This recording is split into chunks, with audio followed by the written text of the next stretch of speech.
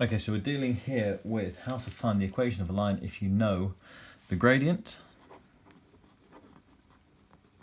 and a point. So if you know the gradient is, for example, 3 and it goes through the point, I don't know, 1, 5, how do we find the equation of the line? Now the thing about this sort of question is quite a tricky question, but it's the same every single time. So if you follow the same steps every time, only instead of a 3, you replace the 3 with whatever the gradient is in your question, and instead of 1, 5, you replace the 1 and the 5 with whatever the 1 and the 5 are in your question, then you should always be able to do it. So we know that the straight line graph equation looks like this: y equals mx plus c. M is the gradient and c is the y-axis intercept. So if I know the m and the c, I'm sorted. I know the straight line graph equation. Well, I know the m because I've been told the gradient in the question. So in my question it's a 3, in your question it might be something else, but there we go, we're going to substitute that in. Then we're going to substitute in x equals 1, y equals 5. Now where did I get the 1 and the 5 from? I got them from here. I know that this line goes through the point 1, 5.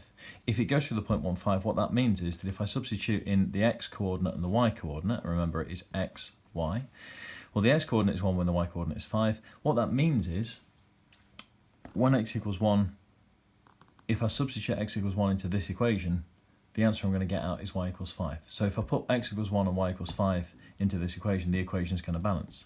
In other words, I don't know what the c is in this equation here, but if I put x equals 1 and y equals 5, or whatever it is in the question that you've got, then the c that I get out is going to be the correct c. Okay, so y equals 5, 3 times x equals 1 plus c.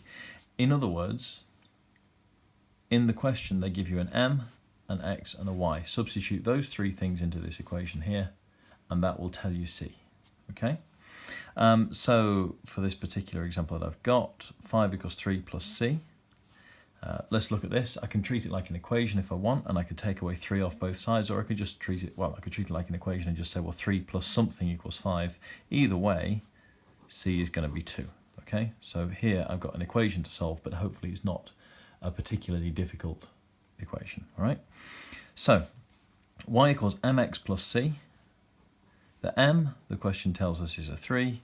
The c, we just worked out, is a 2. So there is the equation of my straight line. Okay? Again, very quick version in summary. If you know the gradient and you know a point that the line goes through, well, you know a value for m, a value for x, and a value for y. Substitute all 3 of those things into this equation here, and you will find that you have an equation. That equation will tell you the value for c. Once you know the value for c, you write down y equals m, get that from the question, x plus c, we get that because we just worked it out. And that's how we find the equation of a line when we know the gradient and a point that the line goes through.